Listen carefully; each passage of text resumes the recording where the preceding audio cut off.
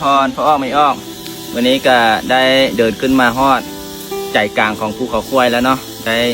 มาภาวนาได้มาปฏิบัติศีลปฏิบัติธรรมมาจาริกธุดงค์มาฝึกกัดเก่ากิเลสในจิตในใจ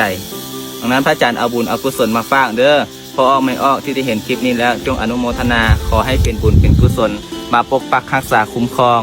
พระอ้อไม่ออกหลังจากที่พระอาจารย์ลงจากเดินธุดงค์ภูเขาควายแล้ววันที่9 เดือน 5 2025นี้พระอาจารย์มีงานมีญาติโยมที่จะถวายธรณีสงฆ์จะถวายดินเพื่อเป็นธรณีสงฆ์ให้พระอาจารย์ได้สร้างวัดเนาะดังนั้นพอออกไม่ออกหากว่าอยู่ไกลอยู่ไกลผู้ที่โบติดเวียงโบค่างานก็มาห่วมน้องกันได้วันที่9 เดือน 5 2025เด้อพอไม่ออกเด้อช่วงเวลาตอนเช้าเนาะก็จะมีวิธีมอบถวายและก็ตอนแรกจะเป็นวิธีสวดมนต์ภาวนาปฏิบัติศีลปฏิบัติธรรมนำโดยพระอาจารย์ลินเป็นคนนำพาสวดมนต์ปฏิบัติธรรมและก็มีพ่อแม่ครูบาอาจารย์ได้มาเทศมาสั่งมาสอนดังนั้นพอออกไม่ออกพระอาจารย์บ่อยากให้คาดการถวายธรณีสงฆ์การถวายที่เป็นให้กับวัดกับว่านี่1 ครั้งในชีวิตเฮาได้เฮ็ดเฮาได้ทำเฮาอย่าพลาดเด้อพอออกไม่ออกเด้อวันที่9 เดือน 5ขอเชิญชวนเด้อสาธุเจริญพรพอออกไม่ออกมื้อนี้ก็เป็นเช้ามาก็มีพอออกได้มาใส่บาตรได้มาเดินธุดงค์ภูเขาควายก็มีผู้ติดตามได้ว่าโยมที่ตามมาเพื่ออุปถัมภ์อุปถากในการถวายภัตตาหารในการภาวนาในการเดินธุดงค์ก็จะยากนำน้ำเนาะเพราะว่าช่วงนี้ก็เป็นช่วงแล้งหน้าแล้งแน่บ่มีน้ำก็ได้พอหนุนเข้ามาใส่บาตรขออนุโมทนาสาธุบุญนำเนาะอาหารการกินก็อยู่ง่ายๆตามง่ายๆเนาะพออยู่ได้แต่เวลามาภาวนามาฝึกกัดเก่าใจตัวเองเพราะว่าถ้าอยากสบายนะบ่ต้องมาเพิ่นว่าถ้าอยากสบายนะให้อยู่เฮือนแต่ถ้าอยากทุกข์อยากยากแล้วให้มาฝึกเบิ่งมาแล้วจึงหูคันบ่มาแล้วบ่ฮู้ก็เปรียบเสมือนกับชีวิตของคนเฮาคันเฮาบ่ลงมือเฮ็ดเฮาก็บ่ฮู้ว่าสิ่งที่เฮาเฮ็ดนั้นมันจะสำเร็จหรือบ่ตราบใดที่เฮายังรอท่าตราบใดที่เฮายังบ่ลงมือเฮ็ดจักเทื่อสิ่งที่เฮาวาดฝังไว้วาดเอาไว้มันก็จะไปบ่ฮอดดังนั้นอยากให้มันสำเร็จอยากให้มันเป็นจริงต้องลงมือเฮ็ดลงมือทำอัตตหิอัตโนนาโถพระพุทธเจ้าเพิ่นตรัสไว้ว่าตนและเป็นที่พึ่งของตนคนอื่นสิบ่เป็นที่พึ่งของเฮาได้เด็ดขาดนอกจากตัวเฮาลงมือเฮ็ดเอาดังนั้นมื้อนี้ขออนุโมทนาบุญครับหลังจากที่เฮาได้เดินจะได้ธุดงค์ผ่านห้วยผ่านซองผ่านคลองผ่านเมืองผ่านหลายหุบเขามาก็ได้มาฮอดที่ปักกดแล้วเรื่องในว่ามื้อนี้ฝนฟ้าอากาศก็กำลังตกพายุเข้าเนาะเดี๋ยวพระอาจารย์มาพาเบิ่งว่าสถานที่ปักกดถึงว่ามื้อนี้เราจะสวดมนต์อยู่สถานที่นี้มื้ออื่นก็จะออกไปเดินลงเขาไปรับบิณฑบาต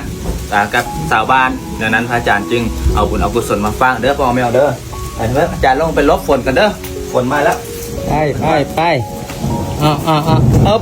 เอาโอ้ทางลงไปหากดเพิ่นธุระกันดารนะ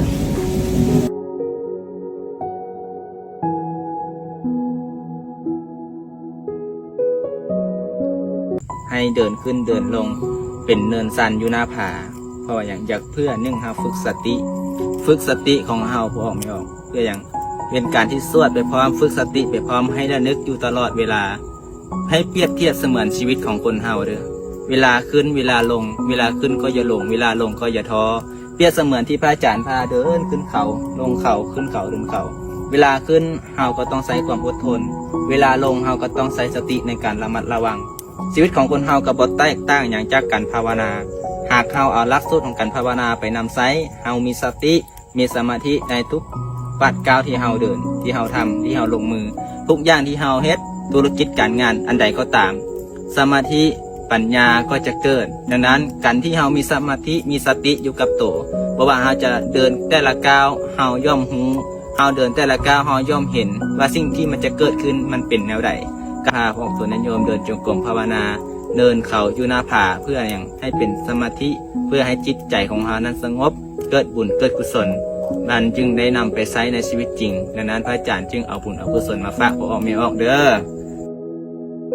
หลายคนถามมาว่าอาจารย์การภาวนาการสวดมนต์การนั่งสมาธิมันได้อย่างขึ้นมา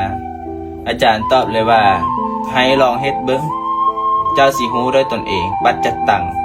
การสวดมนต์การภาวนาการนั่งสมาธินี่มันเป็นบุญบุญที่เกิดจากใสเกิดจากจิตจากใจ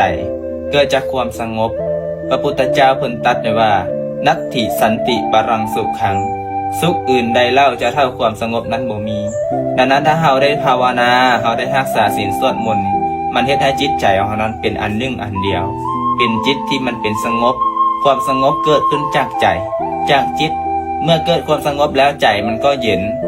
ใบหน้าก็ยิ้มแย้มแจ่มใสพบหมู่คู่กัลยาณมิตรบ่ว่าจะเว้าธุรกิจเรื่องการงานก็ราบรื่นราบไหลเพราะอย่างใจของเจ้านั้นเบิกบานใจของเจ้านั้นเป็นกุศลใจของเจ้านั้นมีความสุขมีความเอิบอิ่มยินดีในทุกๆเรื่องที่จะเกิดขึ้นก็ตามดังนั้นการสวดมนต์ภาวนารักษาศีลนี้เป็นบุญเป็นกุศลที่เราต้องเฮ็ดต้องทำเพราะว่าอย่างถ้าผู้ใดเฮ็ดได้ก็จะพบเจอแต่สิ่งดีก็จะมีแต่ความสุขแต่พอไม่ออกเฮ็ดละบอน้ำมดบ่นี่ผมมีน้ำกำลังเลาะหาน้ำพอสอนเพชรกะเห็นบวกน้ำหน่อยนึงว่าซั่นตักเอาน้ำก่อนอาจารย์เอาไปตองเอากะอาศัยนั้นแล้วเนาะสุกเซินได้สะบ่มีจังใดก็ตามเพราะไม่ออกน้ำจะขาดแคลนทำใดก็ตามแต่น้ำใจคนเฮาอย่าขาดแคลนต่อกันให้มีเมตตาต่อกันให้ฮักหอมแพงตุ้มให้สามัคคีกันไว้เพราะว่าอย่างบ่ว่าจะเป็นสิ่งใดก็ตามหากเฮามีความฮักเฮามีความสามัคคีกันเฮาบ่มีเฮามีน้ำใจต่อกันสิ่งเราบ่ว่าจะสิ่งใดก็ตามมันย่อมมีผลดีออกมา